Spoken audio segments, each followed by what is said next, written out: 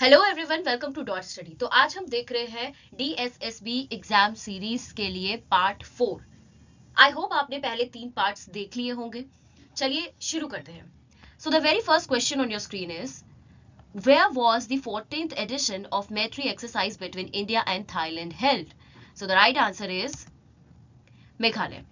Okay, तो मेघालय के उमरॉय में इंडिया और थाईलैंड के बीच में मैरिटाइम एक्सरसाइज हुआ है, ठीक है, जिसका क्या नाम है? मैत्री। तो ये भी आपको ध्यान रखना है और ये इसका 14th एडिशन था, ठीक है। नेक्स्ट क्वेश्चन देखते हैं। With India taking over the charge of BRIC 2026 presidency, who launched the official website, theme and logo for this year? So the right answer is S Jaishankar, ठीक है। तो ये हमारे यूनियन एक्सटर्नल मिनिस्टर है, ठीक है, एस जयशंकर।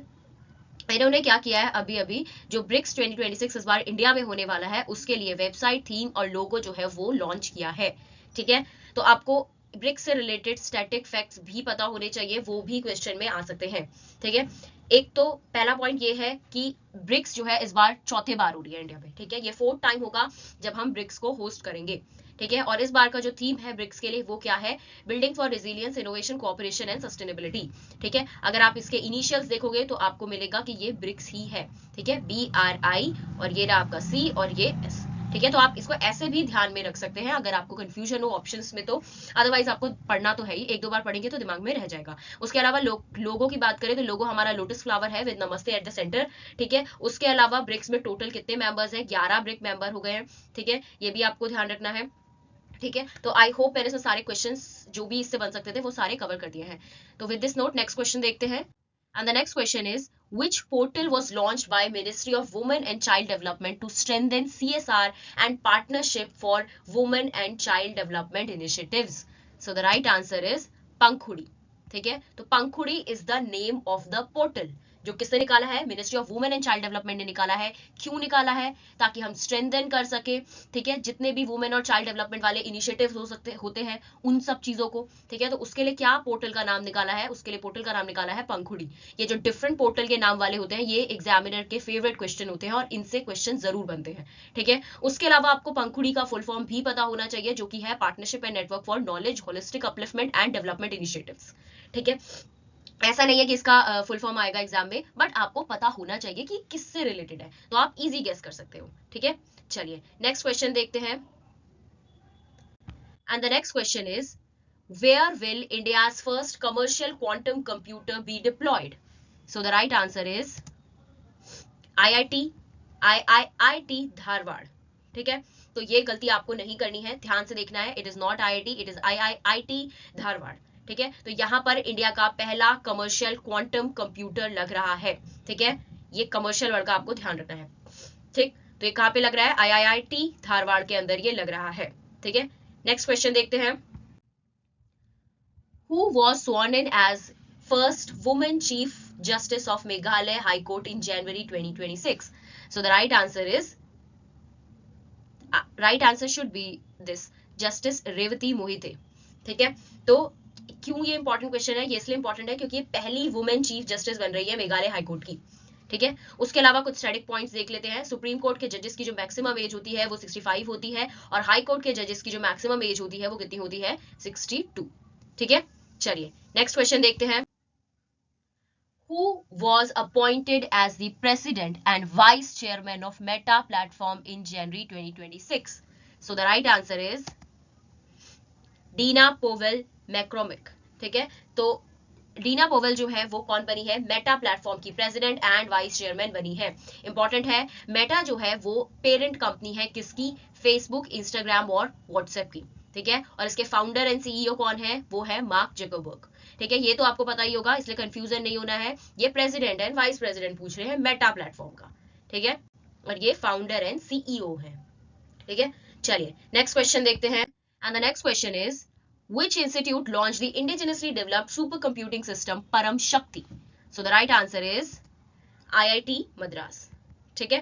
तो IIT मद्रास ने क्या निकाला है? Indigenously developed computing system, super computing system, जिसका नाम क्या है? परम शक्ति, ठीक है। तो ये आपको ध्यान रखना है। नेक्स्ट क्वेश्चन देखते हैं।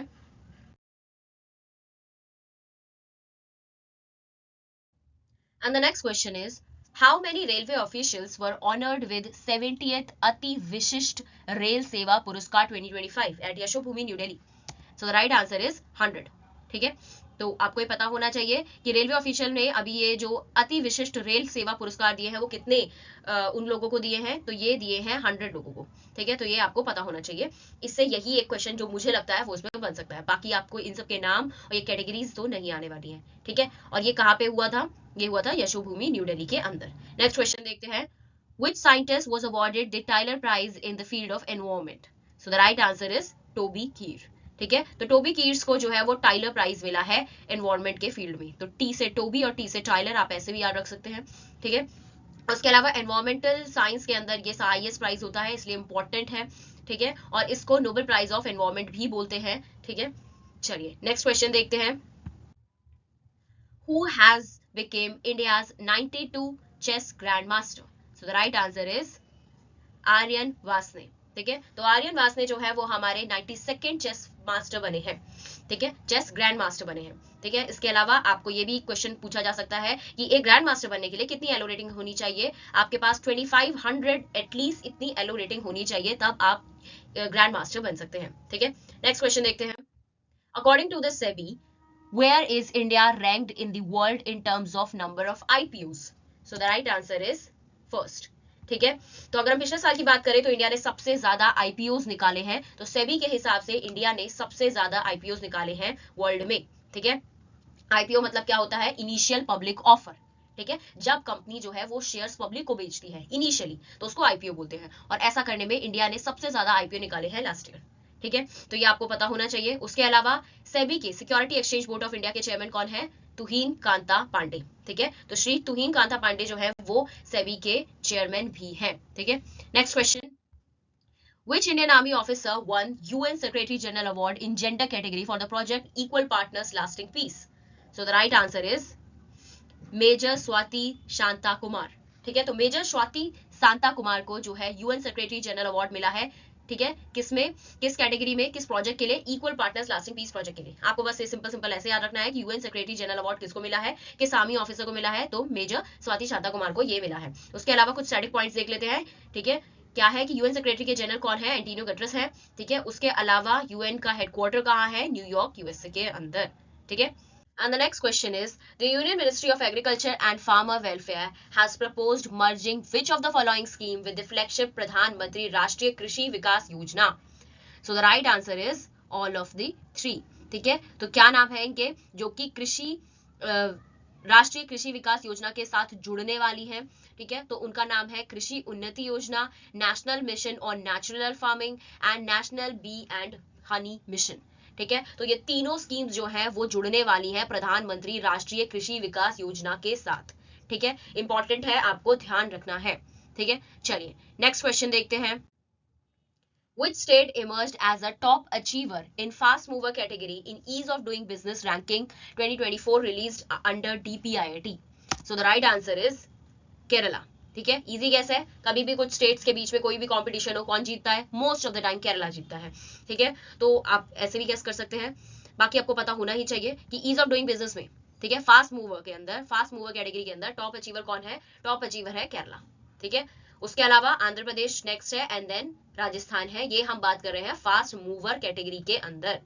ठीक है, चलिए नेक्स्ट क्वेश्चन देखते हैं, as per Henley passport index, what is India's global rank and how many destination can Indian passport holder access visa free or visa on arrival? So the right answer is 80th. ठीक है, तो what is India's rank as per Henley passport index? It is 80th. ठीक है, और हम कितनी destination जा सकते हैं? हम डेस्टिनेशन जा सकते हैं वीजा फ्री 55। ठीक है, तो क्वेश्चन कैसे भी पूछ सकता है कि according to the Henley's passport index 2026 हम कितने कंट्रीज में वीजा फ्री जा सकते हैं? सो राइट आंसर होगा 55 डेस्टिनेशंस के अंदर हम वीजा फ्री जा सकते हैं। ठीक है, अगर आपके पास इंडियन पासपोर्ट है तो आप 55 देशों के अंदर फ्री वीजा फ्री घूम सकते हैं। ठीक है, उसके अलावा हमारा रैंक कितना है? हमारा रैंक है 80th। ठीक है, इसमें इंप्रूवमेंट आई है, लास्ट ईयर ये 85 था, अब हमारा रैंक जो है वो 80th हो गया है। ठीक है, उसके अलावा 2026 के इस हेनले पासपोर्ट इंडेक्स को किसने टॉप किया है? इसको किया है टॉप सिंगापुर ने। ठीक है, सेकंड नंबर पर है जापान, देन साउथ कोरिया। ठीक है, चलिए नेक्स्ट क्वेश्चन देखते हैं। The Telecommunication Engineering Center signed an MOU with which institution to develop India's specific standard and testing framework for emerging communication technology like 6G, AI in telecom. So the right answer is IIT Kanpur. ठीक है, आपको कैसे याद रखना है, आपको ऐसे ध्यान रखना है कि अभी अभी 6G के लिए नए टेस्टिंग फ्रेमवर्क्स कौन सा IIT बना रहा है, ठीक है, वो बना रहा है IIT कानपुर। ठीक है, तो टेलीकम्युनिकेशन इंजीनियरिंग सेंटर ने किसके साथ एमओयू साइन किया है, आईआईटी कानपुर के साथ साइन किया है। क्यों साइन किया है, ताकि जो इमर्जिंग कम्युनिकेशन टेक्नोलॉजी है, आप बस इतना याद रखिए, जो इमर्जिंग कम्युनिकेशन टेक्नोलॉजी पे काम कर रहा है कौन सा आईआईटी है, वो है आईआईटी कानपुर। ठीक है, चलिए नेक्स्ट क्वेश्चन देखते हैं। Adani Enterprises Limited has secured a contract from National Highway Logistics Management Limited to construct a ropeway connecting which two location under Parvatmala Prayojana?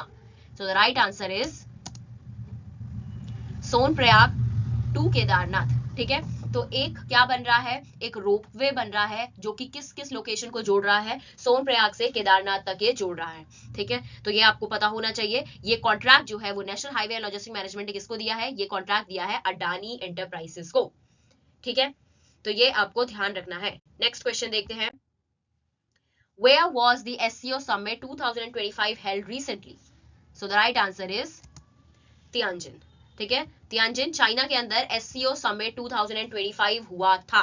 ठीक है, ये आपको पता होना चाहिए। यहाँ पर हमारे देश के प्रधानमंत्री भी गए थे। ठीक है, तो ध्यान रखना है आपको। ठीक है, और इसकी चेयरमैनशिप करी थी चाइनीज प्रेसिडेंट शी जिनपिंग ने। ठीक है, उसके अलावा जो नेक्स्ट प्रेसिडेंसी है वो किसके पास है 25-26 फाइनेंशियल ईयर की, वो है किर्गिज रिपब्लिक। इसका मतलब किर्गिस्तान जो है वो देखने वाले हैं इसको। ठीक है, अगला जो SCO समिट होने वाला है वो कहाँ होगा, किर्गिस्तान में होने वाला है। ठीक है, तो ये भी आपको ध्यान रखना है। उसके अलावा SCO का जो हेडक्वार्टर है वो कहाँ पर है, वो है बीजिंग चाइना के अंदर। और SCO में कितने मेंबर्स हैं, वो है 10। ठीक है, तो टोटल कितने मेंबर्स हैं, 10 मेंबर्स हैं। ये तीनों पॉइंट्स आपको याद होने चाहिए। नेक्स्ट क्वेश्चन देखते हैं। Who topped the point table in 25th Commonwealth Senior Weightlifting Championship held in Ahmedabad? So the right answer is India। ठीक है, तो अगर इंडिया मेडल टैली को टॉप कर रहा है दैट मींस वो चैंपियनशिप या फिर वो टूर्नामेंट जो है वो इंपॉर्टेंट है। ठीक है, आपको वो ध्यान रखना है। तो 25th Commonwealth senior weight lifting championship हुई थी, कहाँ हुई थी, अहमदाबाद के अंदर हुई थी। ठीक है, अहमदाबाद के वीर सावरकर स्पोर्ट्स कॉम्प्लेक्स के अंदर हुई थी। और इसको टॉप किसने किया है, इसको टॉप किया है इंडिया ने। ठीक है, तो ये आपको ध्यान रखना है, इंपॉर्टेंट है। ठीक है, नेक्स्ट क्वेश्चन देखते हैं। So the next question is, what is India's rank in Asiatic Aquatic Championship? So the right answer is 9th। ठीक है, तो 11th एशियाटिक चैंपियनशिप हुई थी जिसमें इंडिया का क्या रैंक है, इंडिया का रैंक है 9th।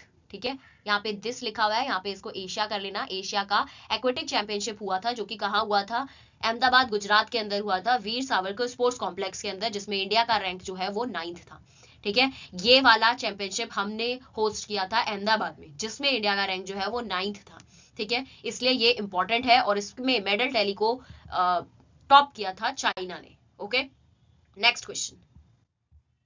What is the first non-governmental organization in the country to win the Raman Magsaysay Award for 2025?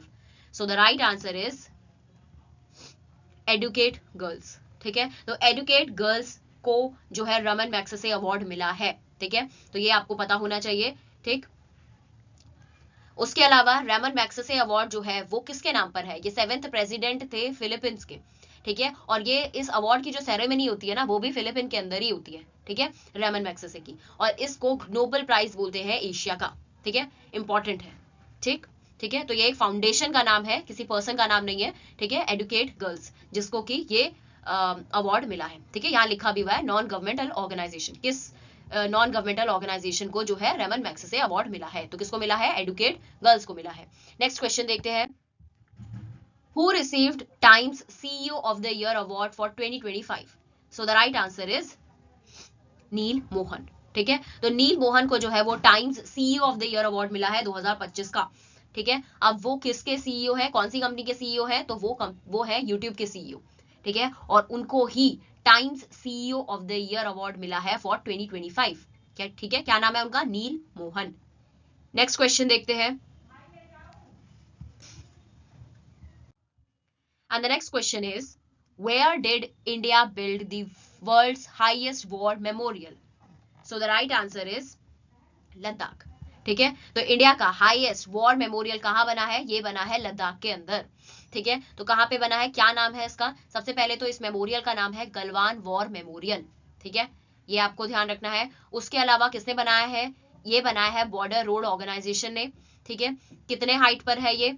तो ये इतने फीट की हाइट पर है. ठीक है, दैट इज 14,500 फीट की हाइट पर है और ये हाईएस्ट इन द वर्ल्ड. ठीक है, तो ये सब आपको ध्यान रखना है. ठीक है, और ये कहाँ पर है? लद्दाख में ये है. ओके, नेक्स्ट क्वेश्चन देख सकते हैं.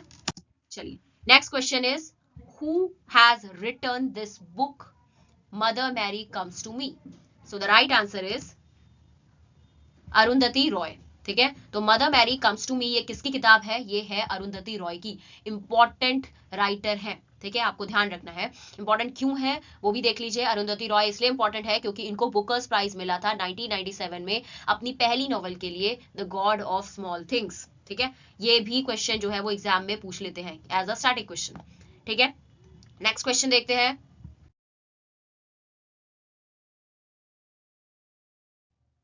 And the next question is, who was elected as 15th Vice President of India recently? So the right answer is not here. Anyway, तो कौन है हमारे 15th वाइस प्रेसिडेंट? हमारे 15th वाइस प्रेसिडेंट है CP Radha Krishnan. ठीक है, ऑप्शन में दे ही नहीं रखा है. ठीक, तो कौन है हमारे 15th वाइस प्रेसिडेंट? हमारे 15th वाइस प्रेसिडेंट है सीपी राधा कृष्णन.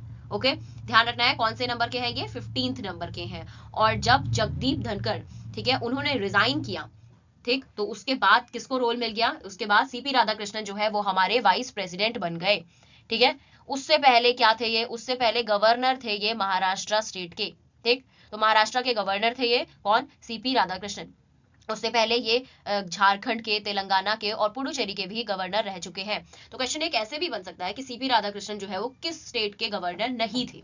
ठीक है, तो ये भी आपको पता होना चाहिए कि वो 4 स्टेट के इससे पहले गवर्नर रह चुके हैं. भले ही आप नाम सारी स्टेट्स के ना याद रखो, पर ये आपको पता होना चाहिए कि वो 4 स्टेट के गवर्नर ऑलरेडी रह चुके हैं, जो कि एट प्रेजेंट हमारे 15th वाइस प्रेसिडेंट हैं. क्या नाम है उनका? इनका नाम है CP Radhakrishnan.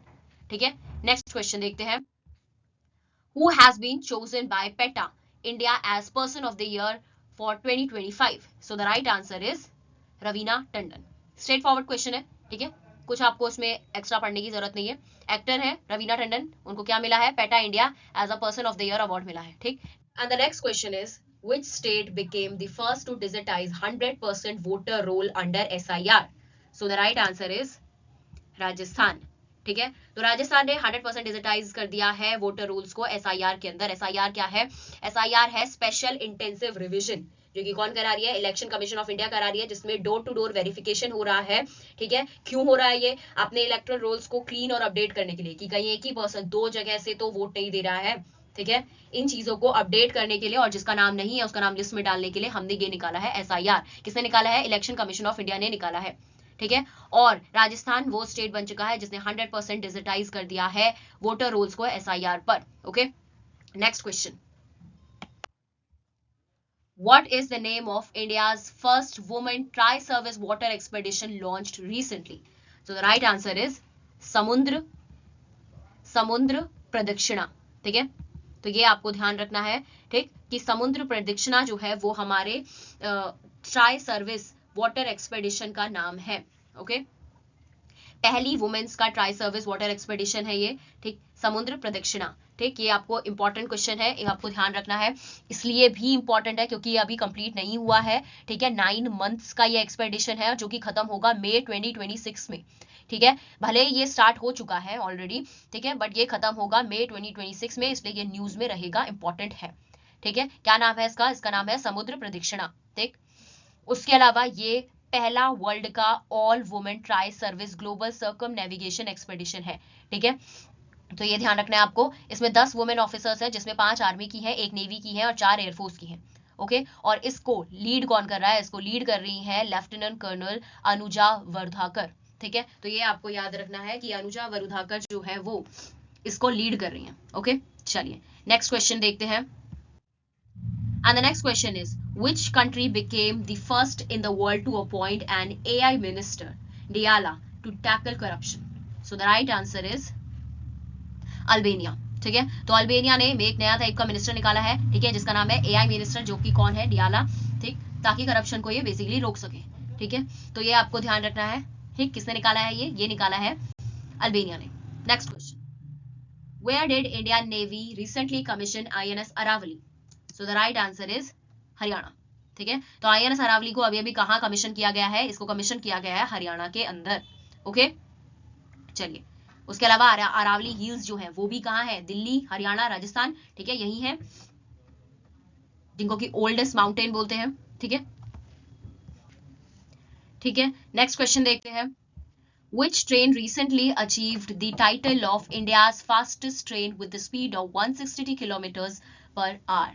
So the right answer is नमो भारत। ठीक है, 160 किलोमीटर पर आवर पर चलती है नमो भारत, और इसके साथ ही ये इंडिया की फास्टेस्ट ट्रेन बन चुकी है। ओके, तो ये आपको ध्यान रखना है। ओके, नेक्स्ट क्वेश्चन देखते हैं, and the next question is which is the newest subsidiary of National Payment Corporation of India? So the right answer is NPCI Tech, that is NPCI Technology Private Limited।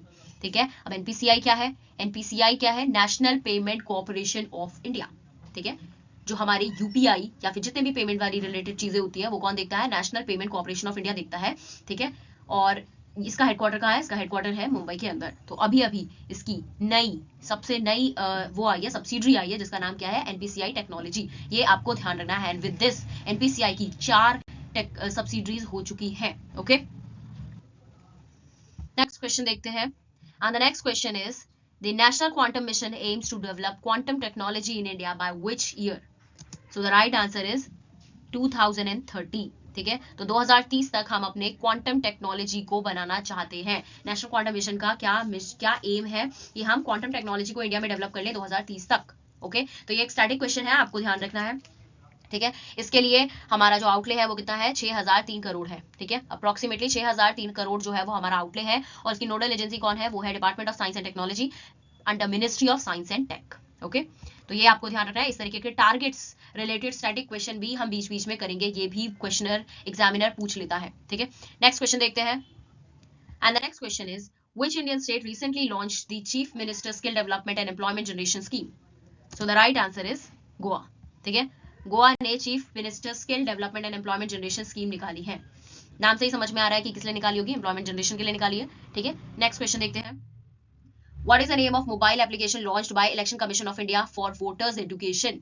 So the right answer is Voter Helpline. ठीक है, तो Voter Helpline is the name of the application launched by Election Commission of the India for voters education. ठीक है, voters की education के लिए क्या निकाला है?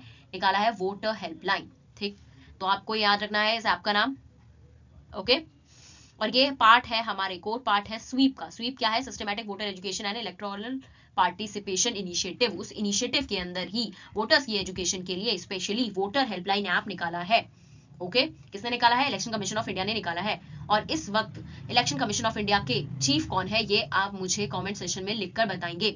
ओके, नेक्स्ट क्वेश्चन देखते हैं, and the next question is which Indian city recently hosted India mobile Congress? So the right answer is new Delhi. ठीक है, तो इंडिया मोबाइल कांग्रेस किसने निकाली है? ये किस सिटी ने होस्ट करी है? तो ये होस्ट करी है न्यू दिल्ली ने। ठीक, इंपॉर्टेंट है, आपको ध्यान रखना है। ठीक, कहाँ हुई है ये? यशोभूमि के अंदर हुई है। ठीक है, उसके अलावा बस स्टैटिक क्वेश्चन है, सीधे सीधे आना चाहिए। ठीक है, कहाँ हुई थी इंडियन मोबाइल कांग्रेस? ये आपको पता होना चाहिए, दिल्ली के अंदर हुई थी।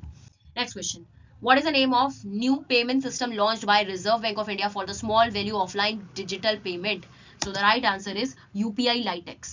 ठीक है, तो यूपीआई लाइटेक्स की हेल्प से आप ऑफलाइन पेमेंट्स कर सकते हो, और ये सबसे नया पेमेंट सिस्टम है आरबीआई का।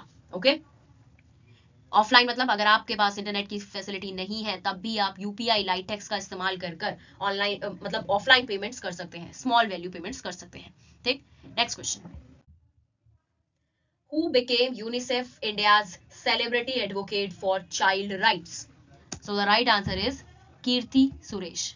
ठीक है, तो कीर्ति सुरेश जो है वो UNICEF India celebrity advocate for the child rights बनी है। स्ट्रेट क्वेश्चन पता होना चाहिए आपको। India and which country conducted the joint military exercise Ajay warrior? So the right answer is United state.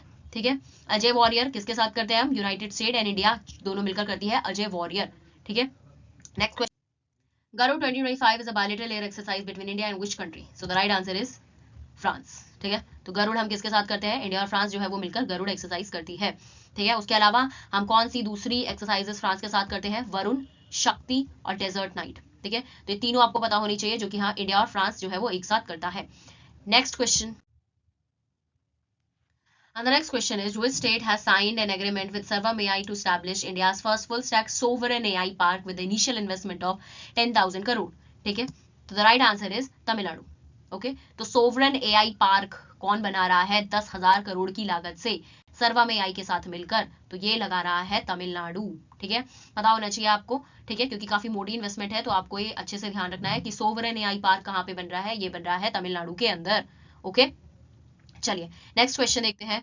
And the next question is, which state union territory has made it mandatory to install QR codes on all roads from January 2026? So the right answer is New Delhi, ठीक है। तो दिल्ली की सरकार ने बोल दिया है कि आपको रोड पर हर जगह QR कोड्स को इंस्टॉल करना है। क्यों करना है? इसलिए करना है ताकि जो भी सिटीजन है वो स्कैन कर सके उस QR कोड को, और अगर पॉट होल है तो उसकी रिपोर्ट कर सके या रजिस्टर कर सके, ठीक है। नेक्स्ट क्वेश्चन देखते हैं। Where was India's first government hospital-based AI clinic inaugurated in January 2026?